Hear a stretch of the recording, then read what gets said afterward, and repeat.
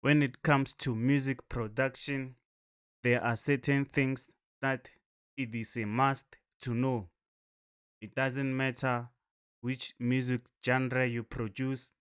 It could be R&B, hip hop, rock and roll, amapiano, lecombo, afropop, afrobeats, you name them. And it doesn't matter which DAW you use. It could be FL Studio, it could be Logic, it could be um Albertine. You understand me? But these things that I'm about to show you, you have to know them, and you will always come across them as long as you are music producing. You understand me? And these things encompasses of attack, decay, sustain, release.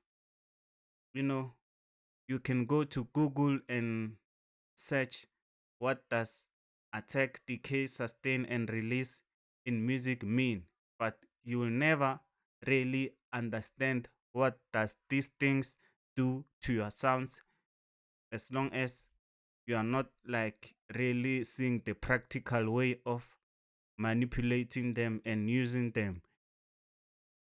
That is why today I'm gonna show you how to manipulate your sounds using these tools, because you will always find them here and there.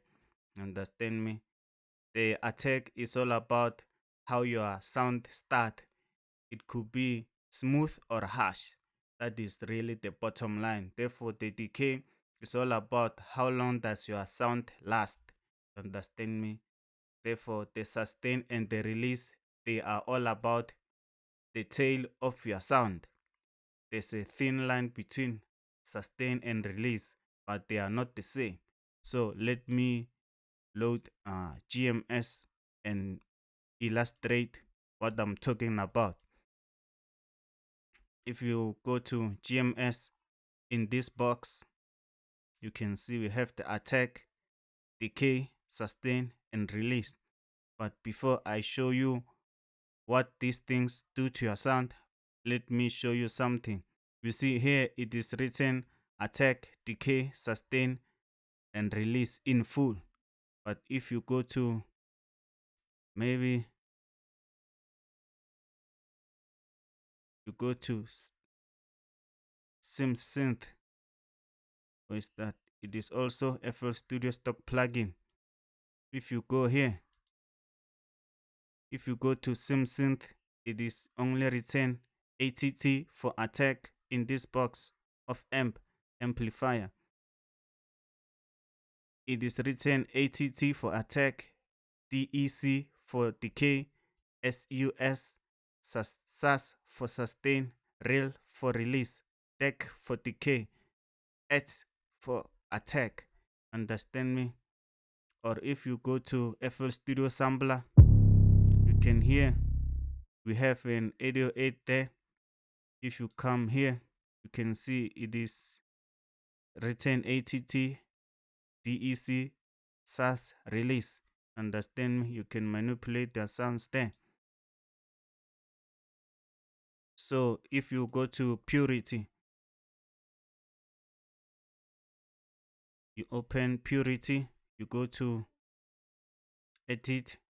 Therefore, here is letter A for attack. It is attack. It can be attack can be vertical or diagonal. When attack is diagonal, it is gonna make your sound smooth. When it's vertical, it's gonna make your sound harsh. It depends on your preference and the music you make. D here they use letters only. D is decay, S is sustain, R is release. You can see that you should not be confused when you come across these things when they are only written in letters or only in abbreviations. But as you have watched this video, you will not confuse. For so for that avoiding of confusion, subscribe, give me a like on this video. So let's open SimSynth. I wanna show you something. we go and make some simple chords. If you don't wanna if you don't wanna put in chords like this manually,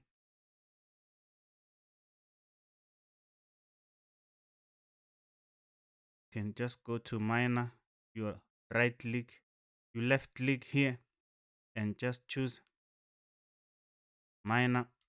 You see you have a minor chord, but if you erase one, they are all gone. Understand me? So let me show you something. You see here we have a beat. A beat is from here to here is one beat. It is 4 bars. From here to here is a bar. Understand me? But that is not the topic of today. Today we are all about attack, decay, sustain, and release.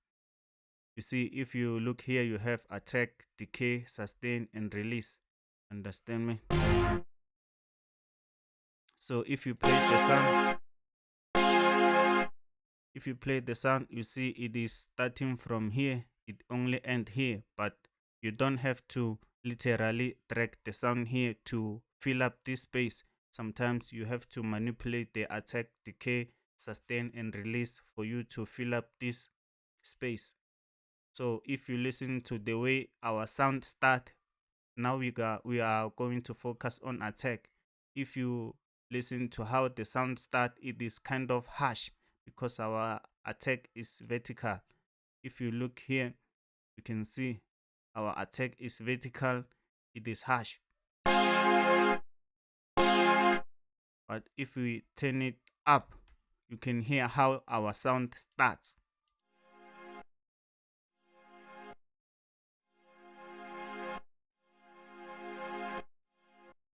You can hear it, but when you make things like chords, you don't have to turn it all the way up. You can put it around 25%. You can hear it is no longer harsh, it is smooth now.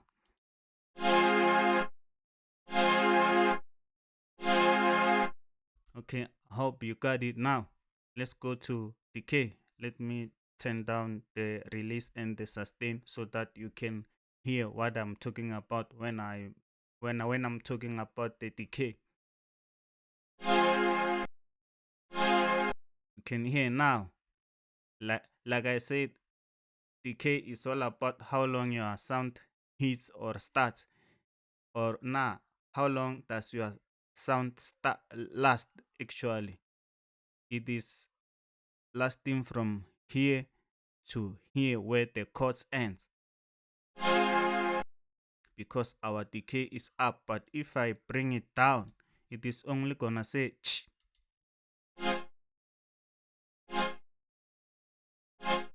There you go. So you can turn it up.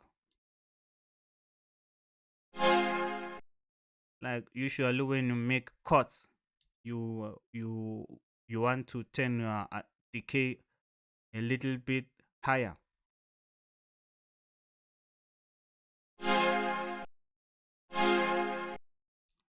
But for now, let me turn it down so that you can hear what does sustain do to your sound. Let me show you. Yeah, if I turn the sustain up, okay, you will hear the difference. It is no longer say ch, it is saying it is now having a longer tail.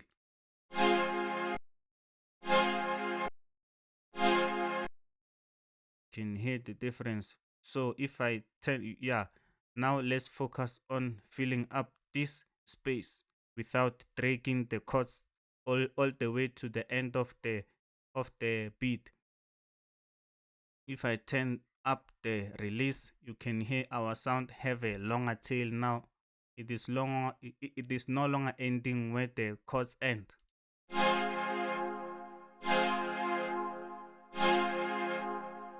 Yeah, so guys, that's it. Please subscribe, like the video. Thank you for watching. Peace out.